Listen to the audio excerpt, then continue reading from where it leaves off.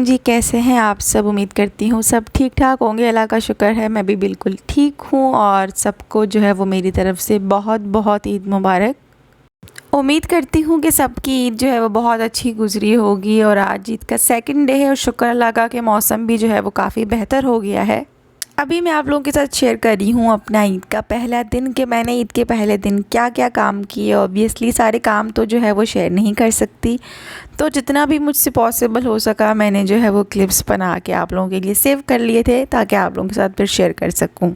ये था मेरा ईद का पहला सूट जो कि मैंने ज़ेलबरी से लिया था और ये प्रिंटेड में है और इसका दुपट्टा जो है वो भी लॉन का है।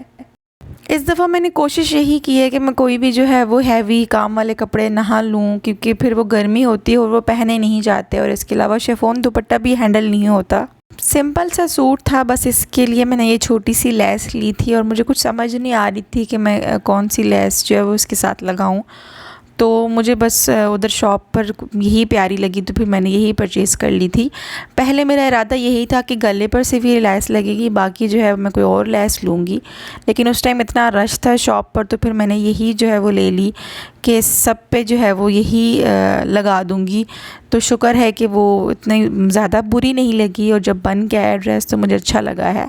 अब आप लोगों को कैसा लगा है तो कमेंट्स में लाजमी बताइएगा। वैसे हर इंसान की अपनी चॉइस होती है, अपनी पसंद होती है। ये जी मेरे छोटे बेबी के कपड़े हैं और इतनी गर्मी में जो है बच्चों को भी आप इतनी ज़्यादा हैवी ड्रेसिंग नहीं करवा सकते और वैसे भी जो है वो मेरा बच्चा जो है वो तंग होता है और अभी वो उसको जितना भी महंगा और जितना भी अच्छा जोड़ा पहना दो तो उसे नीचे ही बैठना होता है। तो इसलिए फिर मैंने उसके ये निकर शर्ट ही ख़रीदी थी ताकि वो इसमें कंफर्टेबल भी रहे और जब गंदे करे तो मुझे ज़्यादा प्रॉब्लम भी ना हो कि हाँ यार इसने गंदे कर दिए हैं कपड़े। अभी जी हम लोग आए हुए थे कब्रिस्तान और यहाँ पर जो है वो मेरे हस्बैंड की दादी और बहुत से और उनके जो है वो रिश्तेदार जो है वो दफन हैं। तो मेरे हस्बैंड की काफ़ी टाइम से ये ख्वाहिश थी कि दादी की कब्र पे जाके जो है वो फातिहा पढ़नी है, तो बस हमेशा ही रह जाता था। तो इस दफ़ा मैंने भी कोशिश यही की है कि टाइम निकाल के जो है वो हम जाके पहले हाज़री लगाएं और फातिहा पढ़ाएं। और अभी बहुत से लोग कमेंट्स में यही कहेंगे कि कब्रों पे जाना मना है औरतों का, तो हर इंसान की अपनी चॉइसेस हैं, अपने अकीदे हैं और किसी को भी परेशान नहीं करना चाहिए। जो जैसे चल रहा है उसको वैसे चलने दें। और मैं भी इससे पहले यही समझती थी और मैं जाती भी नहीं थी, लेकिन जब से मेरी नानी का इंतकाल हुआ है और जब वो उनका घर कब्रिस्तान हो गया है तो उसके बाद से मुझे अब कब्रिस्तान से डर भी नहीं लगता और मुझे शायद अब दिल करता है कि मैं जाऊं और मुझे जाके ऐसे लगता है जैसे ये उनका घर है और हम उनके घर आए हुए हैं। तो बहरहाल जी अल्लाह पाक जो है वो सबको हिदायत का रास्ता दे और वैसे भी जब फ़ैसले का दिन होगा तो कौन गलत है कौन सही है ये बताने वाली ज़ात तो अल्लाह की है, मौजूद है। तो बहरहाल आप लोग जो है वो कोशिश किया करें कि अगर ख़ुद आप लोगों ने नहीं जाना तो आप लोग अपने मर्दों को लाजमी भेजा करें कब्रिस्तान, ताकि वो वहाँ पे जाके सफाई वगैरह कर लें और फातिहा पढ़ लें, कुरान पढ़ लें और जितना हो सके जो मर चुके हैं उनके लिए जो है वो इबादत करके उनको भेजें। अब हम यही जो है वो एक नेकी या वफ़ा का सिला हम इसी तरह से दे सकते हैं।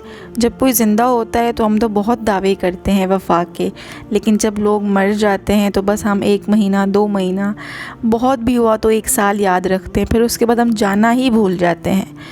तो कोशिश किया करें कि आप लोग अगर ख़ुद नहीं जाते तो आपके आदमी जो है वो बाकायदगी से जाया करें। आ गए थे और अभी जो है वो मैं अपनी तैयारी जो है वो आप लोगों को दिखा रही हूँ और यहाँ पर ये लिवॉन का जो है वो सीरम है और अगर आपके फ्रिजी हेयर हैं तो बहुत ज़्यादा जो है वो सूटेबल है आपके लिए। जब भी आप हेयर वॉश करते हो तो उसके बाद हल्के से जब बाल ड्राई हो जाते हैं तो आप कुछ ड्रॉप्स लेके इसको बालों में अप्लाई कर दो, आपके बाल जो है वो बहुत स्मूथ लगेंगे। यहाँ पर मैं अपने लिए रेड चूड़ियाँ निकालूंगी इसमें से और उसके बाद हम लोग तैयार श्यार होके और फिर जो है वो हम लोग सो जाएंगे। और अभी जो है वो हम लोग सोने ही लगे थे। वो सो चुका था और मैंने कहा पहले मैं खाना खा लूँ क्योंकि बहुत सख्त भूख लग रही थी। नाश्ता भी जो है वो इस चक्कर में नहीं किया कि जब गोश्त बनेगा तो उसके बाद गोश्त के साथ ही जो है वो रोटी खाई जाएगी, तो इसलिए मैंने कहा अभी पहले खाना खा लूँ, उसके बाद जो है वो फिर काम कोई और करूँ। ईद का फर्स्ट डे है तो आज जाना तो कहीं भी नहीं था हमने, बस अम्मी के घर जाना है, वो भी सेकंड डे है, तो इसलिए आज जो है वो आराम ही होगा। और शाम को हो सकता है जो हमारे घर में जो है वो आ जाए हमारे मेहमान, और उसके बाद जो है वो हो जाएगी हमारी ईद शुरू। क्योंकि जाहिर सी बात है, ईद तो जो है वो मिलने का ही नाम है। ईद इसलिए थोड़ी होती है कि आप जो है वो उस दिन भी तैयार हों और आराम से सो जाएं। और अभी जनाब रात के खाने का टाइम हो गया था, और अभी रात के खाने में बना था बीफ पुलाव। और अभी जाहिर सी बात है, कुर्बानी की ईद है तो कुछ दिन तो जो है वो हर चीज़ में गोश्त ही डलेगा। चावल बने थे तो साथ रायता भी बन गया था, और ऐसा तो हो ही नहीं सकता कि खाने की कोई चीज़ बनी हो और मैं आप लोगों के साथ शेयर ना करूं। तो बहरहाल मैंने कहा बाद में कोई खाएगा उससे पहले मैं जो है वो रिकॉर्डिंग कर लूं। व्लॉगर्स की ज़िंदगी भी बहुत ही मुश्किल हो जाती है कि बस हमें और कोई होश भी नहीं होता, हमें सिर्फ ये होता है कि हमने रिकॉर्डिंग करनी है और हर मोमेंट की रिकॉर्डिंग करनी है। लेकिन बहरहाल काम है, और काम कोई भी आसान थोड़ी होता है, मुश्किलात तो आती ही हैं। और ख़ैर अभी जो है वो मैं बस खाना निकालूंगी अपने लिए और ख़ुद खाऊंगी, क्योंकि हस्बैंड ने जो है वो आज अपने दोस्तों के साथ जाना है बाहर। तो मैंने भी कहा चलें जी अपनी ज़िंदगी जो है वो एंजॉय कर ले। वैसे भी ईद के 3 दिन ही तो होते हैं। बेबी को जो है वो अपने साथ ले गए थे वो, ताकि मैं अपने काम निपटा लूँ। तो मैंने कहा काम तो बाद में मैं निपटा लूँगी, पहले मैं सुकून से खाना खा लूँ, क्योंकि बच्चे के बाद तो खाना खाना जो है वो सुकून से बहुत मुश्किल हो जाता है। आज के व्लॉग को जो है बस इधर ही एंड करते हैं। उम्मीद है कि आपको अच्छा लगा होगा। कमेंट्स में लाजमी बताया करें, और अपना बहुत सारा ख्याल रखिएगा, दुआ में याद रखिएगा। अल्लाह हाफ़िज़।